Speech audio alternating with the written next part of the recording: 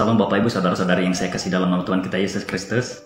Tuhan kita sangat dahsyat, luar biasa, sehingga sampai saat ini kita masih dapat merasakan anugerahnya yang melimpah-limpah dalam kehidupan kita, saudara. Ada amin? Tema kita adalah firman bagaikan cermin kehidupan. Sekali lagi, firman bagaikan cermin kehidupan. Saudara, semua orang pasti butuh yang namanya cermin, saudara. Tujuannya apa? Untuk memastikan keadaan kita, untuk memastikan penampilan kita, apakah sudah terlihat cantik, apakah sudah terlihat tampan, ya. Ketika kita pergi ke suatu tempat, atau misalnya pergi ke gereja, ke tempat keramaian lainnya, terkadang saya itu habis mandi, saya melihat di kaca, ternyata masih ada sisa sabun di sebelah kuping. Oh, ternyata masih ada sisa sabun di sebelah kepala. Terkadang begitu ya, namanya kita manusia ini pasti ada aja kelalaian ya, saudara ya. Kadang ketika sudah tiba di tempat keramaian tadi, misalnya sudah tiba di gereja, tiba-tiba ke kamar mandi, oh, resleting celana saya tadi belum saya tutup rupanya ya. Lihat di cermin, waduh, ternyata alis saya yang satu belum saya gambar. Ya ampun, kan kasihan banget ya. Waduh, kenapa bisa jadi begini? Jadi kadang-kadang kita lihat di kaca mobil dulu, kita lihat di kaca motor dulu, kan begitu ya. Jadi cermin ini, saudara, untuk memastikan penampilan kita apakah sudah terlihat tampan, apakah sudah terlihat cantik ya.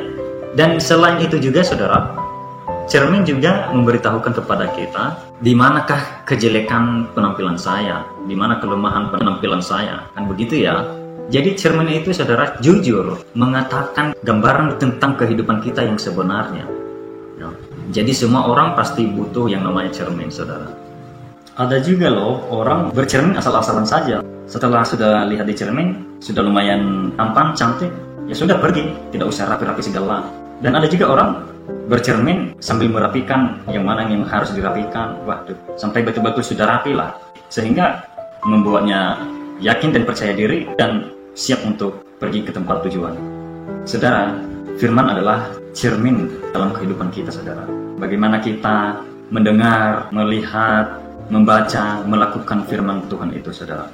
Jadi kita juga jangan hanya menjadi pendengar saja. Kita jangan hanya menyampaikan kebenaran firman Tuhan, tetapi dalam perbuatan kita harus kita lakukan juga. Sebelum kita baca dan mendengarkan firman-Nya, mari kita berdoa terlebih dahulu agar kita dijamah dan diurapi oleh Tuhan. Tuhan Allah kami yang bertata di dalam kerajaan surga, Tuhan Allah yang kami kenal sebagai juru selamat kami, yaitu Yesus Kristus. Tuhan, kami minta pimpinan yang daripada Engkau Bapa. Kiranya Engkau menuntun kami, Tuhan. Kiranya Engkau melawat setiap hati kami, Tuhan. Kiranya Engkau mengurapi kami, Tuhan. Biarlah marifat Allah Bapa dari surga turun atas kami. Tuhan, izinkan kami untuk mendengarkan bagian dari firman Tuhan, supaya hidup kami dapat diberkati. Dan segala kuasa-kuasa iblis, roh-roh jahat yang mengganggu kefokusan kami untuk mendengarkan firman-Mu, Tuhan, kami tolak, hancurkan di dalam nama Tuhan kami, Yesus Kristus. Tuhan, inilah kami, Tuhan, biarlah Engkau menyiapkan hati kami, Tuhan. Tuhan, saya berdoa juga untuk hamba-Mu, Tuhan, kiranya Engkau memberikan kuasa. Biarlah Engkau yang berkata-kata, Tuhan. Kami sebagai manusia tidak berkuasa, tetapi hanya Engkau-lah yang berkuasa, Tuhan. Tuntunlah kehidupan kami, Tuhan. Sembunyikanlah kami di balik kayu salib, Tuhan. Hanya di dalam nama Allah Bapa dan Putra, dan di dalam nama Tuhan kami Yesus Kristus sebagai juru selamat kami. Kami siap mendengarkan firman-Mu. Amin. Ayo mari kita buka Alkitab kita sebagai dasar firman Tuhan yang kita bahas pada saat ini. Mari kita saksikan bersama-sama, kita baca, dan kita merenungkan di dalam surat Yakobus pasal 1 mulai dari ayat 19 sampai ayatnya yang ke-25. Demikian bunyi firman Tuhan.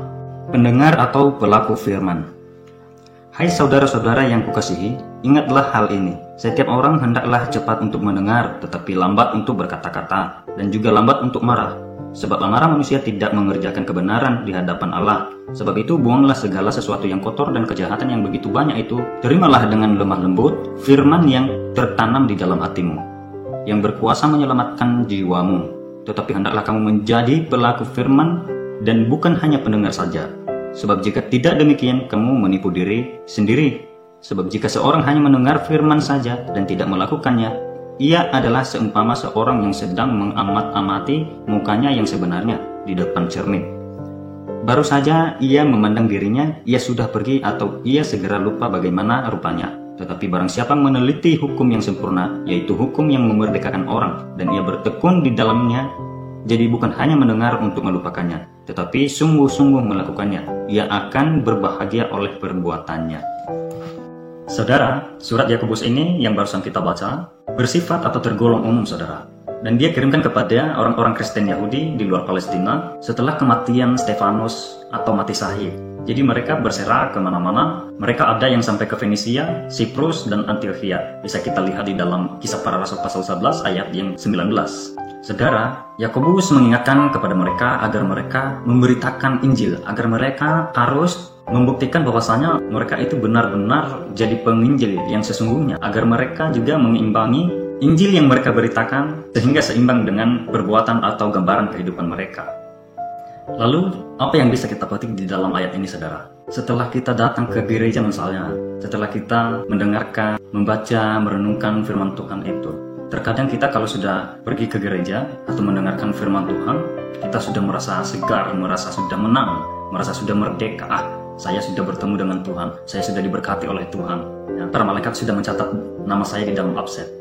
Tetapi setelah kita selesai ibadah, apa yang kita lakukan, saudara? Ibadah itu penting nggak?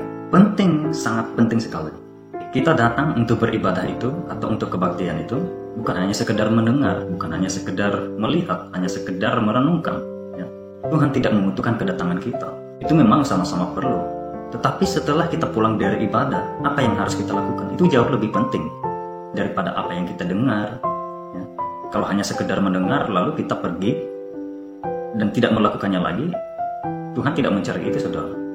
Tetapi yang jauh lebih penting adalah ketika kita melakukan dan bertindak dalam firman itu, saudara. Terkadang kita, yang namanya kita manusia ini sudah sok-sok benar, sok-sok suci. Saya itu sudah benar. Saya itu orang yang sudah dikuduskan oleh Tuhan. Saya itu hamba Tuhan. Tetapi di dalam perbuatannya ternyata masih banyak noda-noda dosa yang masih diperbuat, saudara. Masih banyak perbuatan-perbuatan yang tidak berkenaan di hadapan Tuhan. Mari kita buka Alkitab kita, mari kita baca Matius pasal 7 ayat 1-4. Demikian bunyi firman Tuhan. Hal menghakimi. Jangan kamu menghakimi supaya kamu tidak dihakimi. Karena dengan penghakiman yang kamu pakai untuk menghakimi, kamu akan dihakimi, dan ukuran yang kamu pakai untuk mengukur akan diukurkan kepadamu. Mengapakah engkau melihat selumbar di mata saudaramu, sedangkan balok di matamu tidak engkau ketahui? Bagaimanakah engkau dapat berkata kepada saudaramu, biarlah aku mengeluarkan selumbar itu dari matamu, padahal ada balok di matamu? Saudara, ada yang mau saya tanyakan dulu, saudara. Selain Yesus Kristus, apakah ada yang sempurna? Tentu tidak, saudara. Hanya Yesus Kristus yang sempurna. Karena dia adalah Tuhan. Amin, saudara? Amin. Dan di dalam ayat ini, saudara, menegaskan kepada kita, agar kita tidak saling menghakimi orang lain, saudara. Ketika misalnya di antara jemaat masih ada noda-noda dosa, masih ada perbuatan-perbuatan yang tidak berkenaan atau yang melawan akan firman Tuhan. Saya angkat salah satu contoh ya. Dulu waktu saya di kampung, banyak sekali teman-teman saya yang malas-malas ke gereja.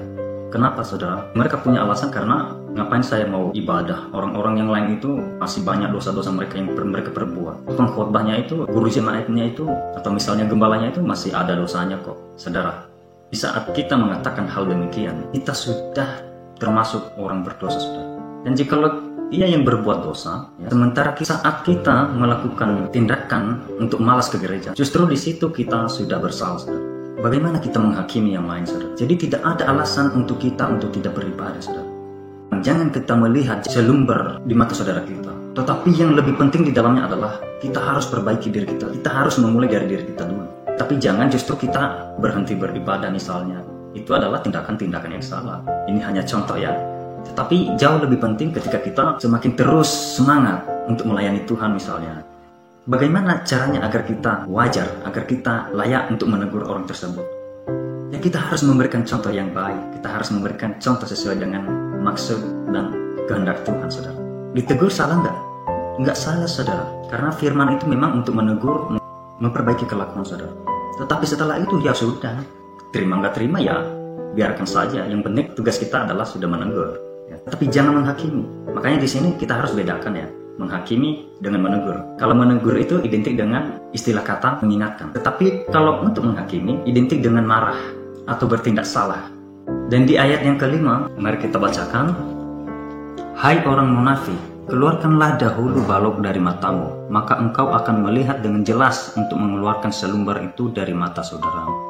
Nah, lagi-lagi dan lagi, saudara. Jadi ini maksudnya ini kita itu wajar untuk menegur, kita itu layak untuk memberikan nasihat ketika kita sudah benar dulu. Jadi kita harus mulai dari pribadi kita dulu sudah benar. Kalau belum benar, jangan dulu, nanti itu takutnya nanti jadi masalah.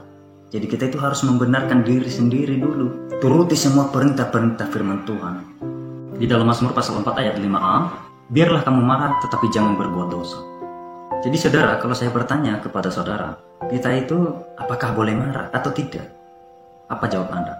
Tidak boleh, saudara. Ketika Yesus marah-marah, ketika orang-orang mengotori bait Allah, ya, dia itu sewajarnya marah, saudara. Karena dia itu sudah hidup benar, tidak bernoda, tidak berdosa, saudara.